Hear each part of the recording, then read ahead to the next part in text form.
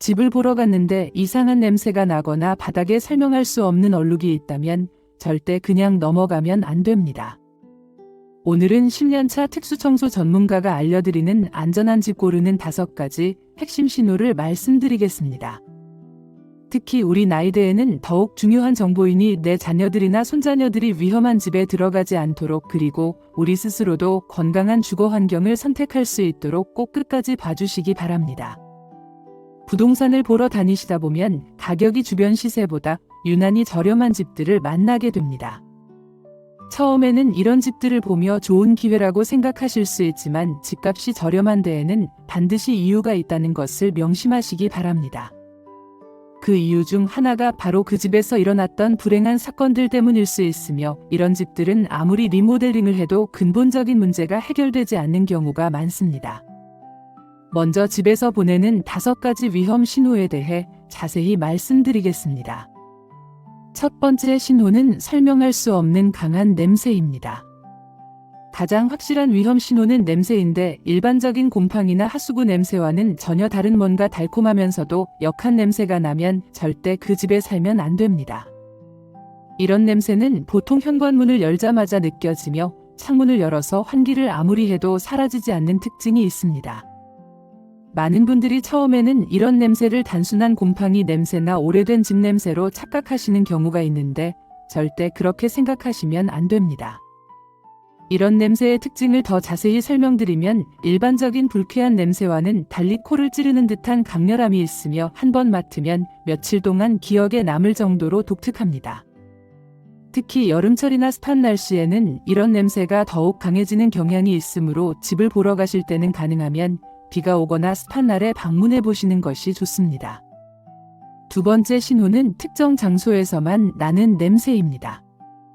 화장실 문틈 주변이나 싱크대 및 공간, 방 모서리나 벽 틈새, 장판 가장자리 등에서만 유난히 냄새가 난다면 그 밑에 뭔가 스며들어 있을 가능성이 높으므로 반드시 의심해 봐야 합니다. 이런 국소적인 냄새는 종종 집주인들이 표면적인 청소나 리모델링으로 감추려고 시도했던 흔적일 수 있습니다. 문제는 이런 방법으로는 냄새의 근본 원인을 제거할 수 없다는 것입니다.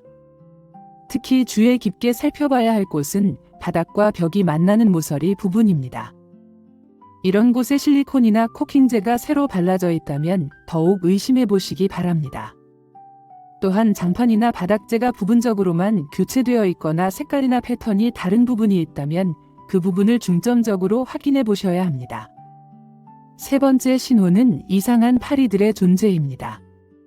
집에 파리가 있는 것은 자연스럽지만 몸이 뚱뚱하고 잘 날지 못하거나 기어다니거나 느릿느릿 움직이는 파리들이 있다면 100% 의심해 봐야 합니다.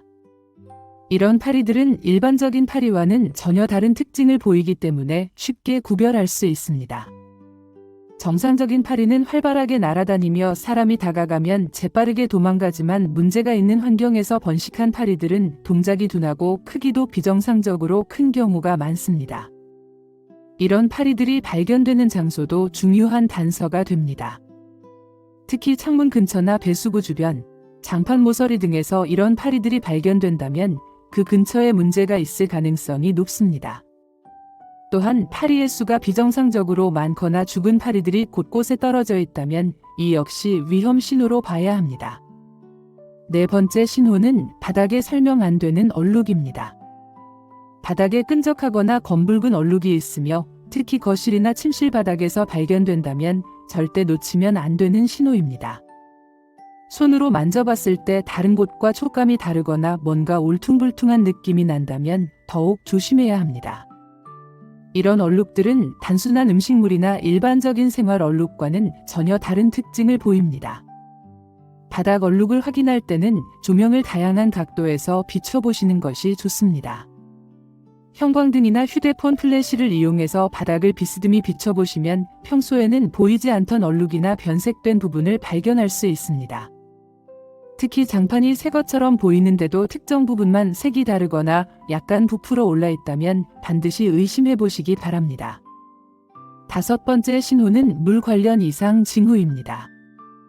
화장실 줄눈이 빨갛게 변색되어 있거나 벽이나 천장에 물 얼룩이 있고 환기팬이 제대로 작동하지 않는다면 이는 집의 위생 상태가 좋지 않다는 명확한 신호입니다. 특히 화장실의 줄눈 색깔은 그 집의 관리 상태를 가장 잘 보여주는 지표 중 하나입니다.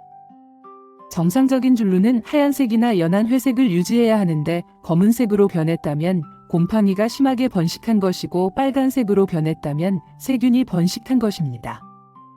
이런 변색은 단순한 미관상의 문제가 아니라 건강에 직접적인 영향을 미칠 수 있는 심각한 문제입니다.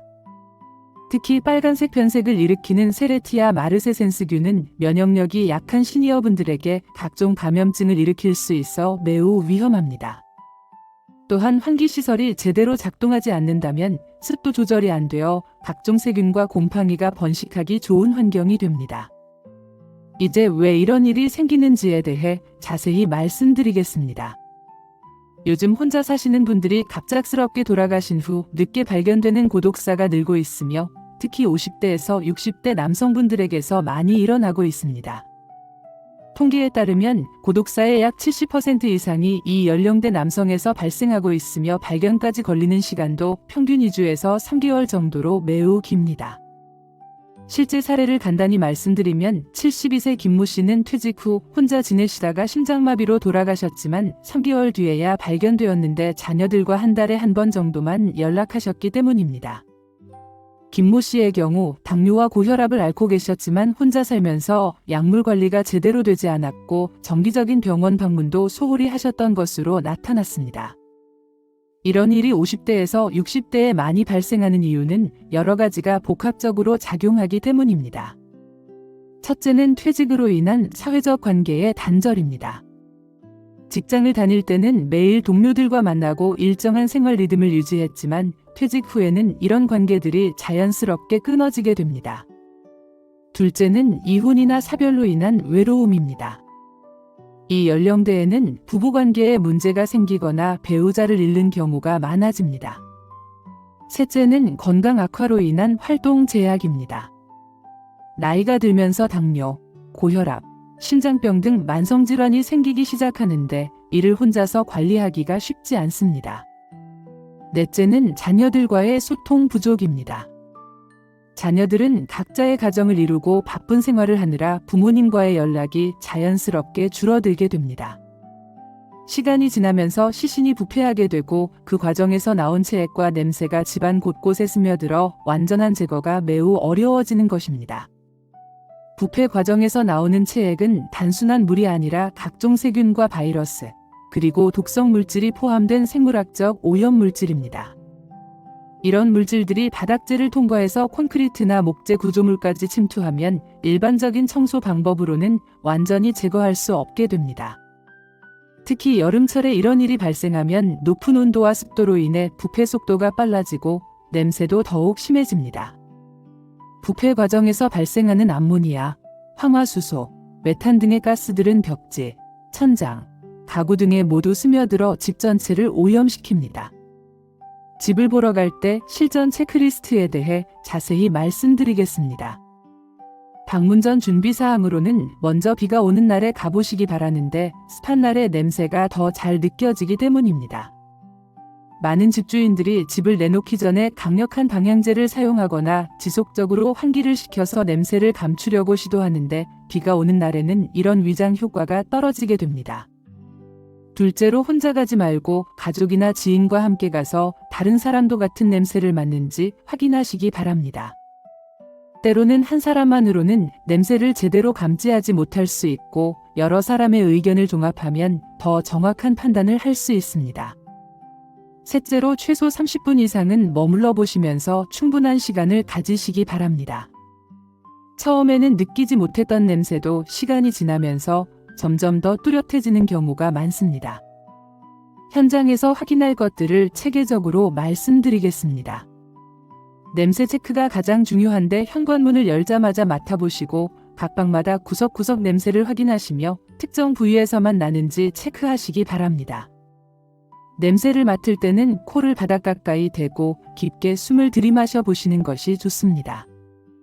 또한 옷장이나 싱크대 문을 열어보시고 그 안에서 나는 냄새도 확인해 보시기 바랍니다. 시각적 체크로는 바닥 얼룩이나 변색을 자세히 확인하시고 벽지나 페인트가 새 것인지 또는 부분적으로만 교체되었는지 확인하시기 바랍니다. 줄눈 색깔을 체크하시는데 정상적인 색은 하얀색이나 회색이고 검은색이나 빨간색이면 위험 신호입니다. 천장도 함께 살펴보시는데 물 얼룩이나 변색된 부분이 있는지 확인하시고 페인트가 들뜨거나 벽지가 부분적으로 새 것으로 교체된 흔적이 있는지도 봐두시기 바랍니다. 집주인에게 직접 질문하는 것도 중요한 확인 방법입니다. 혹시 이 집에서 특별한 일이 있었는지 직접적으로 물어보시기 바라는데 정직한 집주인이라면 당당하게 답변할 것입니다. 만약 집주인이 대답을 회피하거나 애매하게 답변한다면 더욱 의심해봐야 합니다. 또한 왜 이 집을 내놓게 되었는지 집값이 시세보다 저렴한 이유가 무엇인지도 물어보시기 바랍니다. 의심스럽다면 비용을 들여서라도 전문업체에 의뢰해 보시는 것이 나중에 문제가 생기는 것보다 훨씬 나은 선택입니다. 특수청소 전문업체나 실내공기질 측정업체에서는 전문 장비를 이용해서 눈으로는 확인할 수 없는 오염 물질의 존재를 확인할 수 있습니다. 이런 검사에는 보통 20만 원에서 50만 원 정도의 비용이 들지만 나중에 건강 문제나 재산상 손실을 생각하면 충분히 가치 있는 투자라고 할 수 있습니다. 우리가 실천할 수 있는 예방법에 대해 자세히 말씀드리겠습니다. 가족과의 소통이 가장 중요한데 일주일에 한 번은 부모님께 안부 전화를 드리시고 혼자 사는 형제자매에게도 관심을 가지시며 며칠 연락이 안 되면 직접 확인하시기 바랍니다. 단순히 안부를 묻는 것을 넘어서서 건강 상태나 생활 패턴에 변화가 있는지도 세심하게 살펴보시기 바랍니다. 특히 평소보다 목소리가 약해졌거나 대화 내용이 횡설수설하는 경우, 약속을 자주 깜빡하거나 같은 이야기를 반복하는 경우에는 건강에 문제가 생겼을 가능성이 있으므로 더욱 주의 깊게 관찰하시기 바랍니다. 디지털 안부 확인법으로는 카카오톡의 읽음 표시를 확인하시고 영상통화로 안전을 확인하시며 간단한 일상 사진을 주고받으시는 것도 좋은 방법입니다. 요즘은 스마트폰을 사용하시는 시니어분들이 많아졌으므로 이런 기능들을 적극 활용하시기 바랍니다. 매일 아침이나 저녁에 간단한 인사 메시지라도 주고받으시면 서로의 안전을 확인할 수 있습니다. 이웃과의 관계도 매우 중요한데 같은 층 이웃들과 평소에 인사하시고 관리사무소와 친해지시며 택배나 신문이 며칠 쌓여 있는지 서로 확인하시기 바랍니다. 아파트나 주택가에서는 이웃 간의 작은 관심이 생명을 구할 수 있는 중요한 안전망 역할을 합니다. 특히 혼자 사시는 이웃이 며칠 동안 보이지 않거나 평소와 다른 행동을 보인다면 관리사무소나 가족에게 연락해서 안전을 확인해 보시기 바랍니다. 나 자신을 위한 준비도 철저히 하시기 바랍니다. 응급 상황에 대비해서 응급연락처를 냉장고에 붙여두시고 복용 중인 약 리스트를 정리해서 눈에 잘 보이는 곳에 두시며 정기적인 건강검진을 받으시기 바랍니다. 또한 만약의 상황에 대비해서 열쇠를 믿을 만한 이웃이나 가족에게 맡겨두시는 것도 좋은 방법입니다.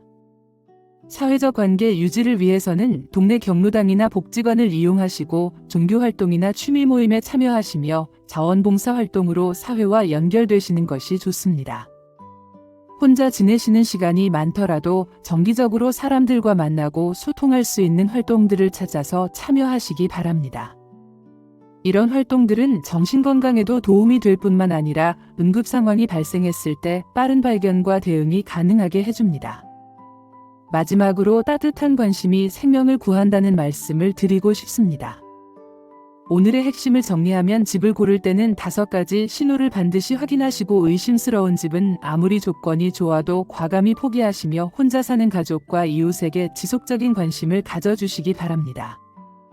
당장 실천할 수 있는 것들로는 오늘 집에 가셔서 오랫동안 연락하지 않은 가족에게 안부 전화를 하시거나 혼자 사는 이웃에게 안부를 물어보시고 우리 집 응급연락처를 정리하시는 것만이라도 해보시기 바랍니다. 이런 정보들을 미리 알고 있으면 우리 가족들을 더 안전하게 지킬 수 있고 작은 관심과 주의만 기울여도 큰 문제를 예방할 수 있습니다.